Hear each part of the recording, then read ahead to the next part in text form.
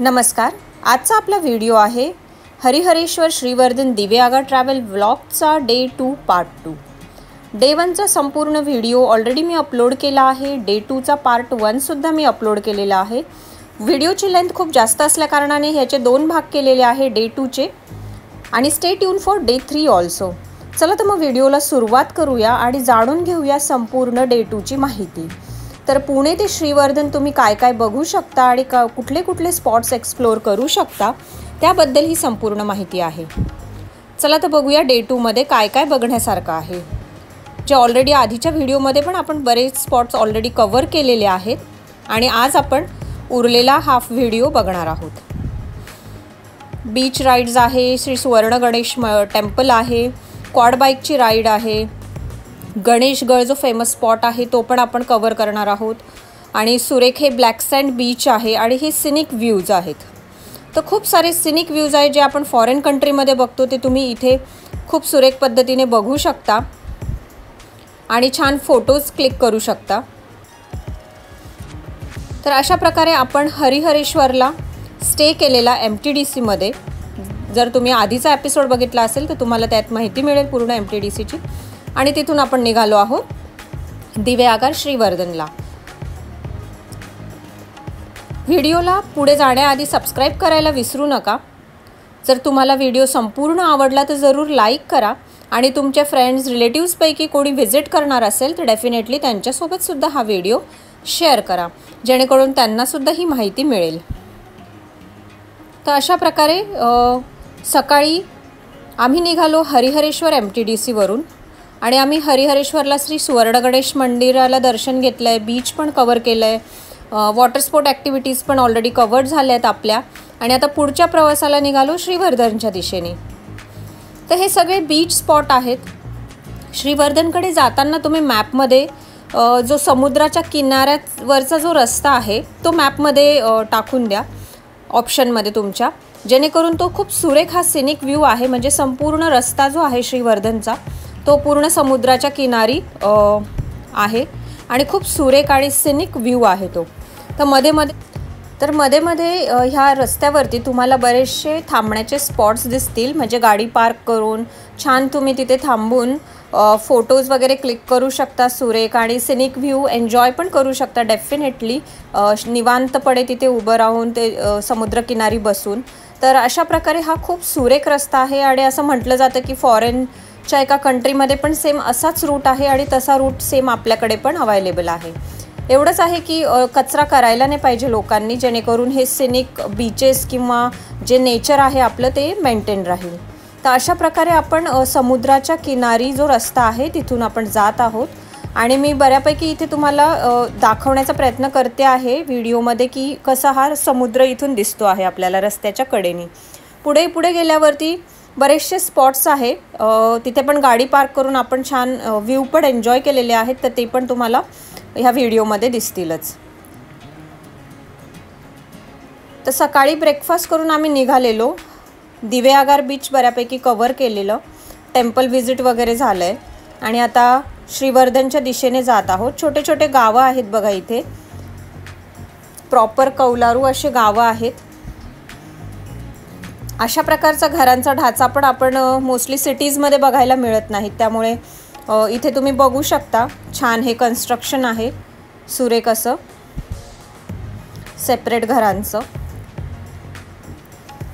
मुलांना शाळेमध्ये सुट्टी असेल, व्हॅकेशन असेल तर डेफिनेटली तुम्ही प्लॅन करू शकता. पुण्यापासून जवळ पण आहे हे बीच आणि निवांत बीच आहेत. खूप अशी मुंबईच्या बीचेससारखी गर्दी किंवा कचरा नसतो इथे. त्यामुळे शांत बीचेस आहेत हे बघा तुम्हाला इथे दिसतंच आहे की एक स्पॉट आहे इथे रस्त्याच्या कडेलाच. इथे आता तुम्ही गाडी पार्क करू शकता. पार्किंग फीज वगैरे असं काही नाही आहे इथे. जे असे छोटे छोटे जे स्पॉट्स इथे दिसत आहेत तुम्हाला रस्त्याच्या कडेने. तर आम्ही पण इथे गाडी पार्क केली आणि आम्ही आता समुद्राच्या दिशेने जात आहोत.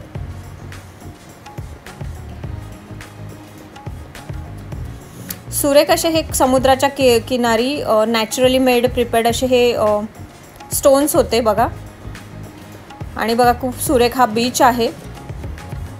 बरेच लोक बरेच फॅमिलीज इथे फोटोज क्लिक करत होते. आणि छान छान नेचरनी बनवलेले हे असे हे रंगीबेरंगी दगड इथे तुम्हाला बघायला मिळतात छान समुद्रकिनारी. आणि पूर्ण रस्ताभरच समुद्र आहे श्रीवर्धनचा हा. आणि खूप साऱ्या फॅमिलीज फोटोज क्लिक करण्यासाठी आलेले. आणि तुम्ही बघू शकता छान नारळाची झाडं आहेत, छोटासा डोंगर आहे आणि पुढे वाळू आणि समुद्र आहे. तर छान हे कॉम्बिनेशन आहे संपूर्ण. तुम्ही एखादा ड्रेस कोड ठरवून येऊ शकता इथे फोटो सेशनला छान. आणि सुरेख फॅमिली पिक्चर्स मोमेंट्स तुमचे क्लिक करू शकता. बरेच लोक समुद्रात पण उतरलेली आहेत कडेला.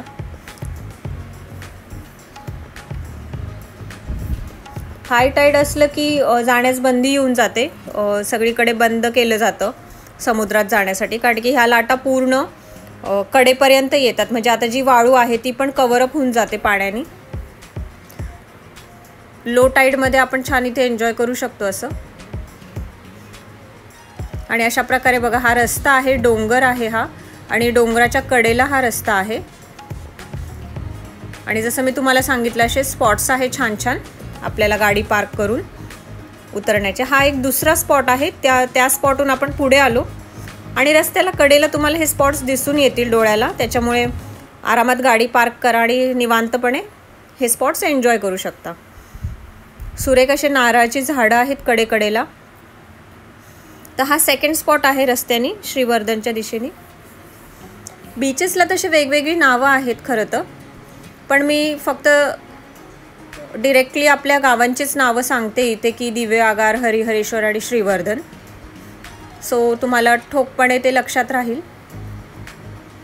असं हे गाडी पार्क करून आपण बघा रस्त्याच्या कडेने उतरून इथे बीचेसचा व्ह्यू बघू शकतो.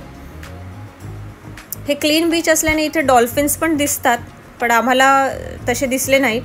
पण असं म्हणतात की थोडंसं डीप समुद्रात डॉल्फिन्स पण आढळतात जंप करताना पाण्यातनं. काही बोटी इथे लावलेल्या आहेत आणि घरंसुद्धा आहेत बघा इथे समुद्रकिनारी.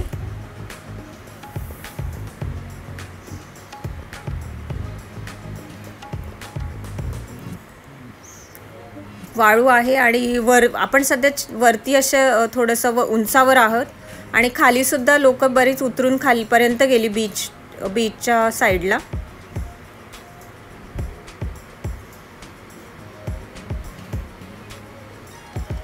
आणि सुरेख ह्या लाटा कंटिन्यू सुरूच आहेत.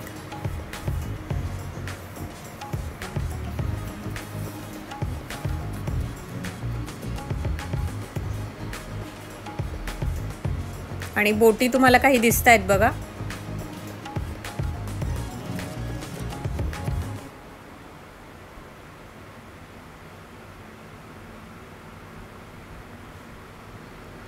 आता उन्हाळा असल्या कारणाने हिरवळ जरा कमी वाटत होती. तर मे बी पावसाळा चालू झाल्यावर किंवा पावसाळा येऊन गेल्यावरती छानपैकी हे जे डोंगर आहेत हे सगळे ग्रीन बनत असतील आणि अजूनच हा व्ह्यू खूप सिनिक आणि सुंदर दिसत असेल.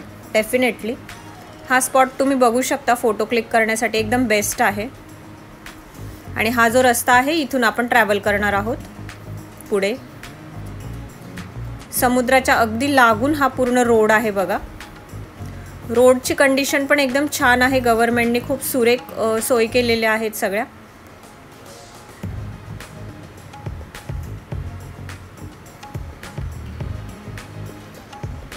आणि आता पुन्हा आम्ही सेकंड स्पॉटवरून सुद्धा वापस निघालो.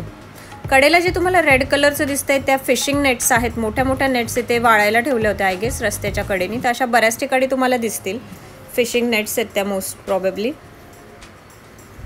आणि आता चाललो आहोत आपण पुढे. सकाळी नाश्ता करून निघालो असल्या कारणाने आता आम्ही डायरेक्टली लंचसाठी ब्रेक घेणार आहोत. तर आम्ही पण फर्स्ट टाईम इथे व्हिजिट करत होतो, त्यामुळे लंच कुठे करायचं हे आम्हाला अजून आयडिया नव्हती. पण पुढे गेल्यावर आम्हाला एक सुरेख रेस्टॉरंट दिसलं जिथे स्टेकेशनचा पण ऑप्शन आहे. ते मी तुम्हाला पुढे दाखवणारच आहे. सो इन केस तुम्ही श्रीवर्धन डिरेक्टली येणार असाल पुण्यावरून तर छानपैकी तिथे तुम्ही स्टेकेशन करू शकता. आणि हा बघा सुरेख हा निसर्गरम्य व्ह्यू आहे. अगेन गाडी व्यवस्थितपणे पार्किंगच्या ठिकाणी पार्क करून तुम्ही ते फोटोज क्लिक करू शकता. एक आहे की समुद्राच्या किनारी आपण आहोत आणि थोडंसं आम्ही समर पिरियडमध्ये इथे गेलेलो, तर ऊन खूप होतं, गरमी ऊन हे खूप होतं. पण ठीक आहे, आपण जर फिरायला आलो तर आपण निवांतपणे फिरू शकतो.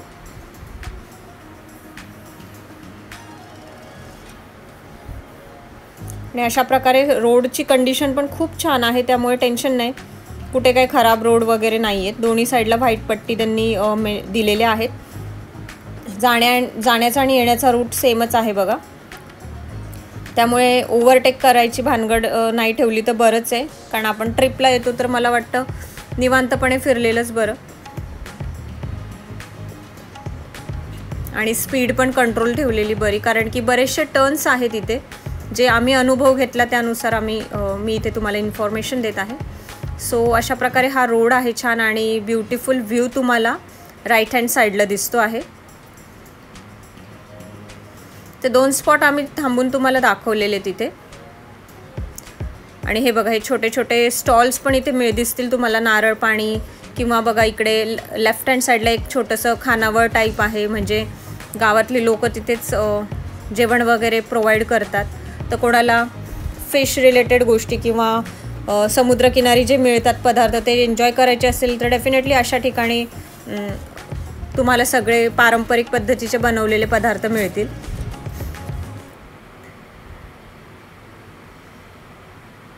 आणि हे पुन्हा एकदा छोटंसं गाव आहे बघा.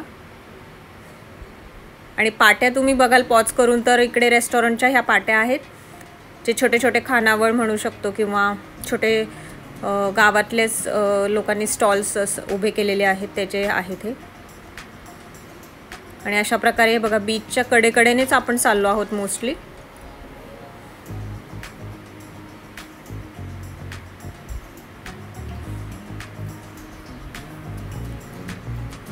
संपूर्ण व्हिडिओची माहिती देण्यासाठी मी तुम्हाला पूर्ण रोड इथे दाखवत आहे, जेणेकरून तुम्हाला पण तुमच्या ट्रिपच्या वेळेस प्रवासाच्या वेळेस आयडिया येईल की कसे रस्ते आहेत, कोणते कोणते व्ह्यू पॉईंट्स आहेत बघण्यासारखे.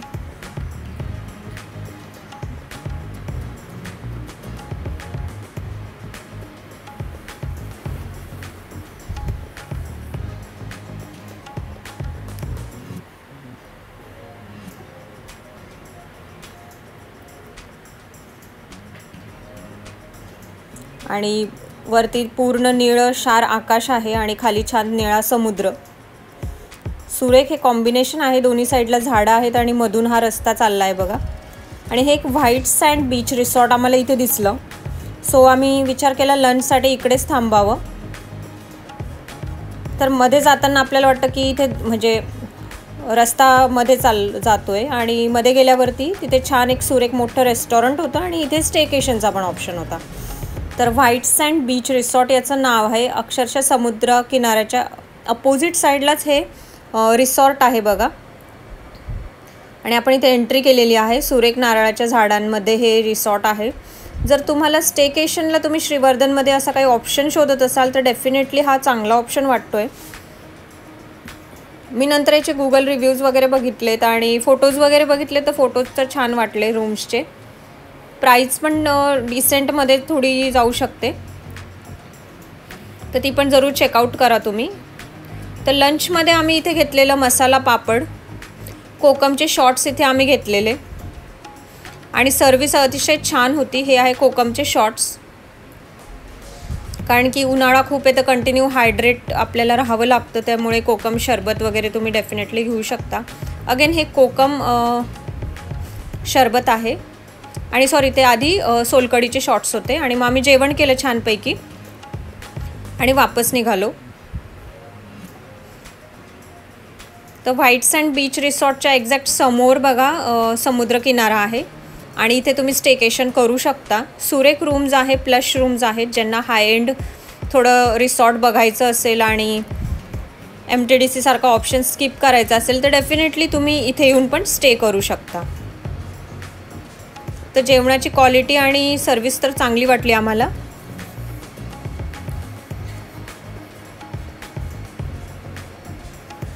आणि सगळ्यात सुरेख हा श्रीवर्धनचा बीच व्ह्यू असल्या कारणाने ज्यांना डिरेक्टली ह्या सिनिक व्ह्यूमध्येच राहण्याची इच्छा असेल तर त्यांच्यासाठी हा ऑप्शन पण चांगला आहे. याच्या व्यतिरिक्त अजून काही असेल तर ती इन्फॉर्मेशन नाही माझ्याकडे, पण इथे हा एक रिसॉर्ट दिसलेलं मला. आणि लंचसाठी पण छान रेस्टॉरंट. हे बघा इथे गाड्या पार्क आहे. अगेन हा 3rd पॉईंट आहे. सो आम्ही तो स्किप केला कारण ऑलरेडी आम्ही 2-3 ठिकाणी पॉज घेतलेला आणि अजून बऱ्यापैकी गोष्टी कव्हर करायच्या आहेत. तर बघा इकडे पण एक रिसॉर्ट दिसतं आहे राईट हँड साईडला. तुम्ही व्हिडिओ पॉज करून चेकआउट करू शकता. फोन नंबर्स त्यांच्या प्लेट्सवरती नेमप्लेट्सवरती अवेलेबल आहेत, तर ते पण तुम्ही चेक करू शकता पॉज करून व्हिडिओ. सो इकडे पण स्टेकेशनचे ऑप्शन्स बऱ्यापैकी दिसलेत मला.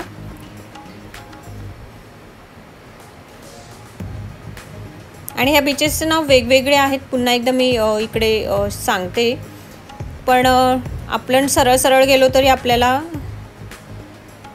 Scenic views already दिसतातच.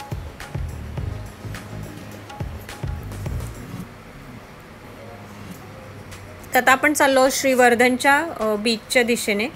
श्रीवर्धन गावात सुद्धा टेम्पल आहेत फेमस, तर ते पण तुम्ही कवर करू शकता.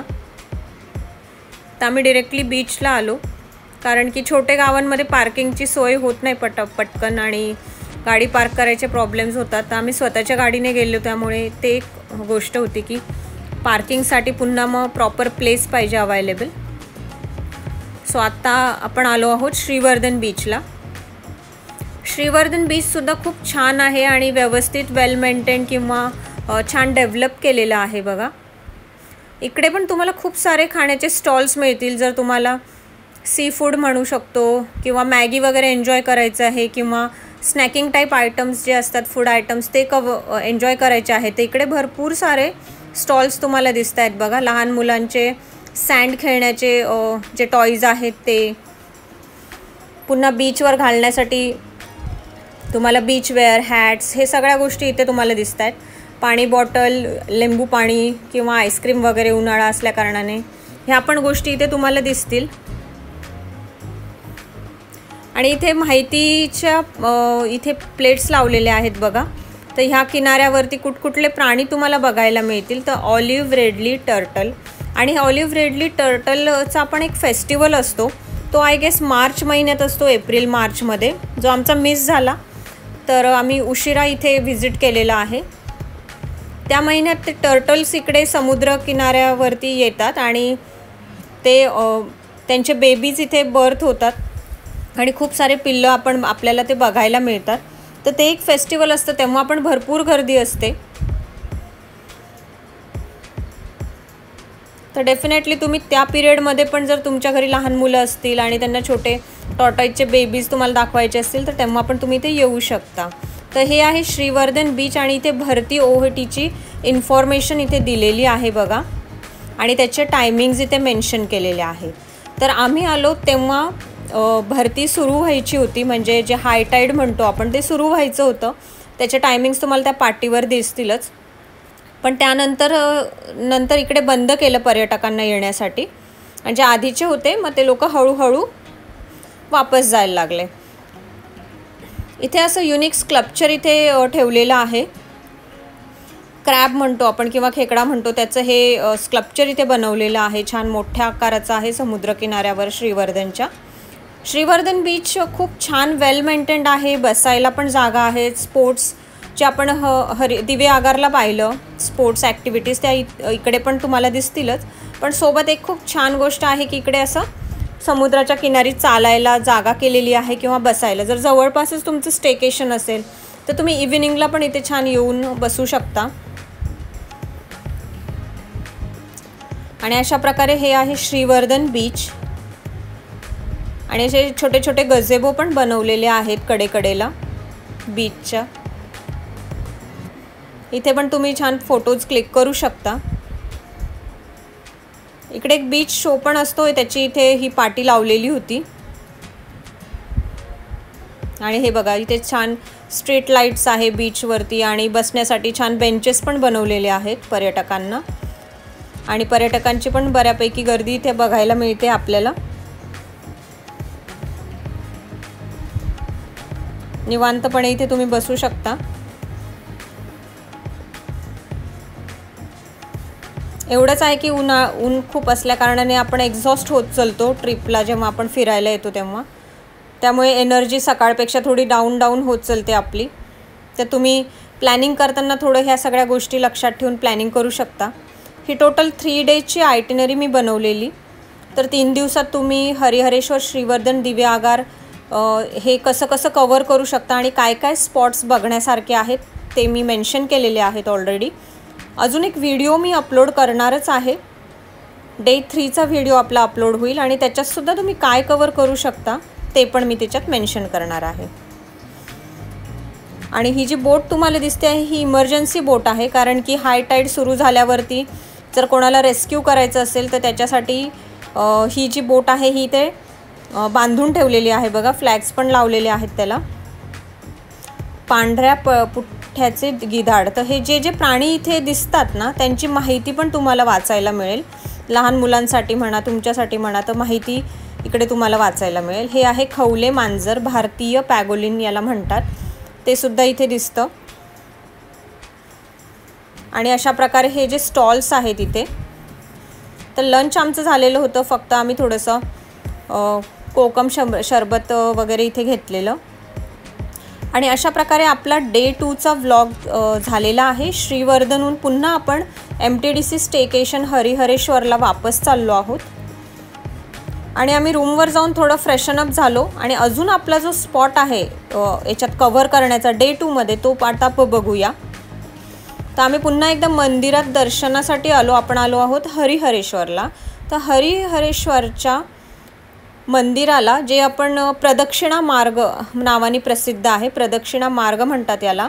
तर दर्शन घेतल्यावर बरेच लोक प्रदक्षिणा मार्ग बघण्यासाठी जातात. तिथे आहे गणेशगड. हे सगळ्यात फेमस स्पॉट आहे गणेशगड म्हणून. तर तो स्पॉट बघायला आम्ही निघालो आहोत. तर डे 2मध्ये बघा आपण एवढ्या साऱ्या गोष्टी कव्हर केलेल्या आहेत. डे 2 पार्ट 2मध्ये सुद्धा मी दाखवते आहे. आणि हे आहे हरिहरेश्वरचा समुद्रकिनारा. आणि थोडं चालत जावं लागतं बऱ्यापैकी गणेशगडकडे जाण्यासाठी. तर बऱ्याच व्हिडिओजमध्ये, शॉर्ट्समध्ये तुम्ही बघितलं असेल गणेशगड हे ठिकाण फेमस आहे.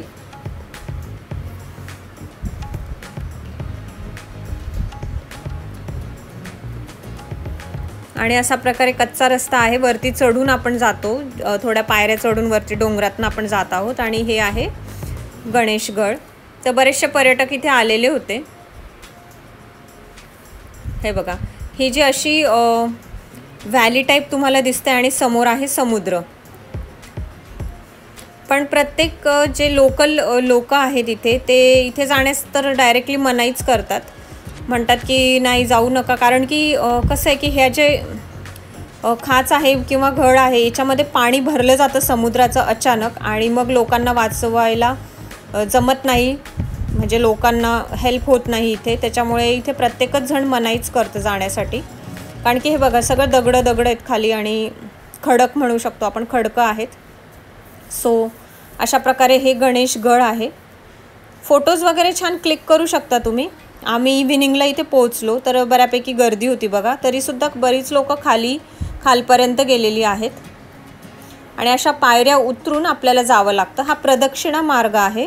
इथून कडेकडेनी राईट हँड साईडनी कडेकडेनी समुद्राच्या किनारी जाऊन पुन्हा हरिहरेश्वरच्या बीचहून वापस मंदिराकडे येऊन अशी प्रदक्षिणा मार्ग पूर्ण केला जातो त्या मंदिराला, जो खूप कठीण प्रदक्षिणा मार्ग म्हणून प्रसिद्ध आहे. आणि तिथे जाण्यास सरळ बंदीच आहे, कारण की पोलीस गार्ड्स वगैरे तिथे बसलेले असतात आणि आपल्याला जाण्यासाठी परवानगी नाही आहे तिकडे. आणि असं खडकामध्ये ही घळ तयार झालेला आहे.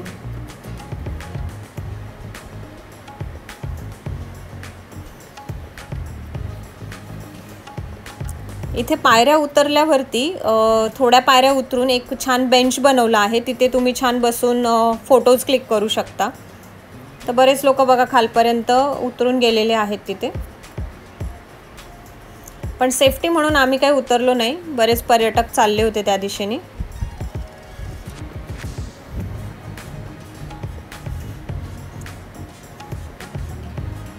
अशा प्रकारे हे सिनिक व्ह्यू आहे आणि खूप फेमस पण आहे हा. प्रत्येक जण इथे येतच व्हिजिट करायला. आणि अगदी मंदिरामधनंच याच्याकडे येण्याचा रस्ता आहे गणेशगडकडे.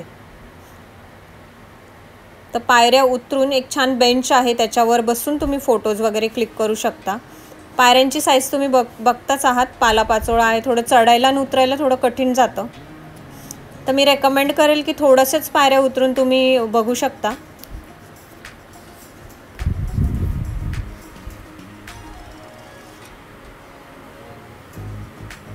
हरिहरेश्वर मंदिराच्या मागच्या साईडने इकडे येण्यासाठी रस्ता आहे. तर तिथे पाटी तुम्हाला दिसेलच, बाण आहे पाटीवरती दिलेला, आणि त्या दिशेने जर तुम्ही गेला तर प्रदक्षिणा मार्ग म्हणून फेमसच आहे. इकडे पण लिंबू पाण्याचा स्टॉल होता, जो की 6 वाजेपर्यंतच सुरू होता, 6-6:30पर्यंत. नंतर कोणीच इकडे थांबत नाही लोक, कारण अंधार व्हायला लागतो आणि सेफ्टीच्या दृष्टीने बरोबर नाही म्हणून. हे ऑलमोस्ट जंगलाचाच भाग आहे, रस्ता आहे. तर आता आम्ही गणेशगडवरती फोटो वगैरे क्लिक केलेत आणि आम्ही आता वापस निघालो. इथून सुद्धा सुंदर असा हा समुद्रकिनारा तुम्हाला दिसतो आहे आणि हा आहे सनसेट व्ह्यू अगेन.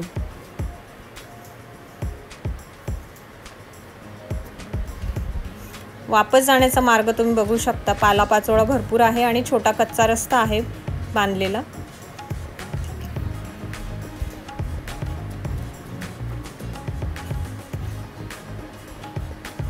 पायऱ्या आहेत इथे. भरपूर फॅमिलीज इथे येतात फिरायला, कारण की हे बीचेस खूप छान आहे आणि स्वच्छ पण आहेत आणि निवांत पण आहेत. ते तुम्हाला दिसतंच आहे, बरेच लोक इथे आलेली आहेत फिरायला बीचवरती.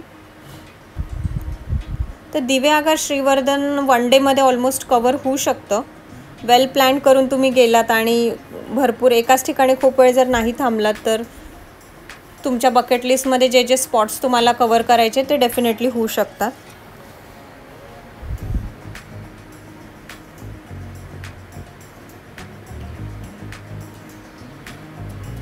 प्रॉपर जे समुद्रकिनारी चालतात अशा चप्पल तुम्ही सोबत राहू द्या, रबरच्या वगैरे. आणि इतर वेळेस तुम्ही छान तुमचे असे पक्के सँडल्स वगैरे, सँडल म्हणजे ज्याला हिल नाही आहे किंवा फ्लॅट्स, असे तुम्ही छान घालू शकतात. आणि हा सुरेख बघा वरतून दिसतोय आपल्याला सिनिक व्ह्यू हरिहरेश्वरचा. आणि ती कार पार्किंगचा एरिया आणि बाकी लोकल लोकांची घरं वगैरे आहेत. नारळाच्या झाडं इथे दिसत आहेत.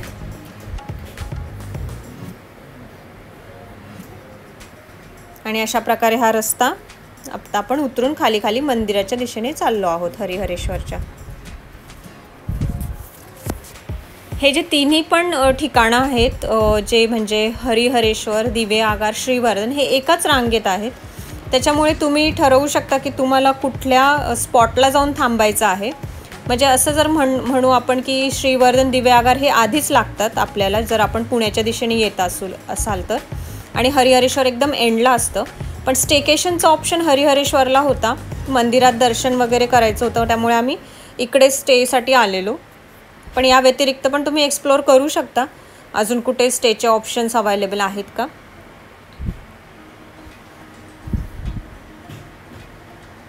जे की प्रायव्हेट असू शकतात मोस्ट प्रॉबेबली.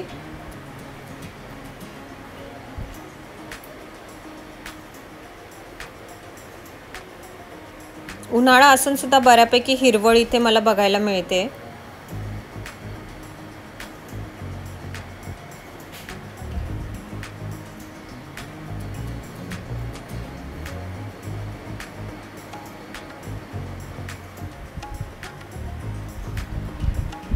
आणि हे आहे मंदिर. तर तुम्ही बघालच मंदिराच्या पण मागच्या साईडने इथे वरती आलो आहोत. भरपूर चालावं लागतं, त्यामुळे त्यानुसारच तुमचं ड्रेसिंग म्हणा, ड्रेसेस तुम्ही विअर करून येऊ शकता. छान चप्पल, सँडल्स त्या प्रकारेच घालू शकता, कारण बऱ्यापैकी आपल्याला चालायचं असतं इथे.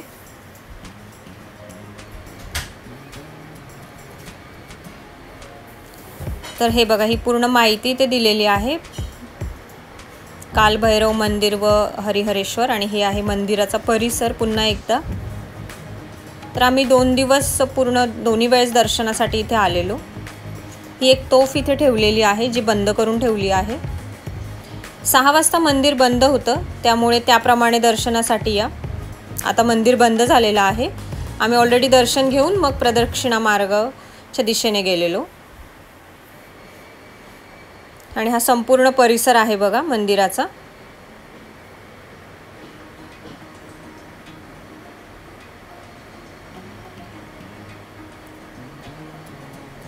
दोन दीपमाळ इथे तुम्हाला दिसतायत छान.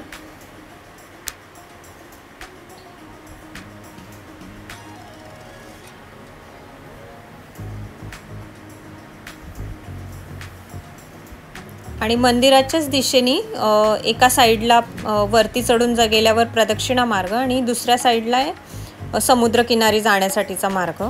आणि अशा प्रकारे मंदिराच्या बाहेर इथे नारळ, हार, फुलं इथे ठेवलेले असतात. पाणी बॉटल, शरबत, घरी बनवलेले चिप्स वगैरे, पापड, हे जे पेढे वगैरे आहे प्रसादासाठी ठेवलेत, मसाले, होममेड सगळ्या ह्या वस्तू इथे तुम्हाला विकत घेता येतील छान. आणि अशा प्रकारे ही देवाची थाली इथे तुम्हाला दिसेल. आणि प्रसादासाठी इथे पेढे पण आहेत स्पेशल. तर भरपूर ऑप्शन इथे तुम्हाला दिसतील पेढ्यांचे. पेढे, बर्फी पण आहे.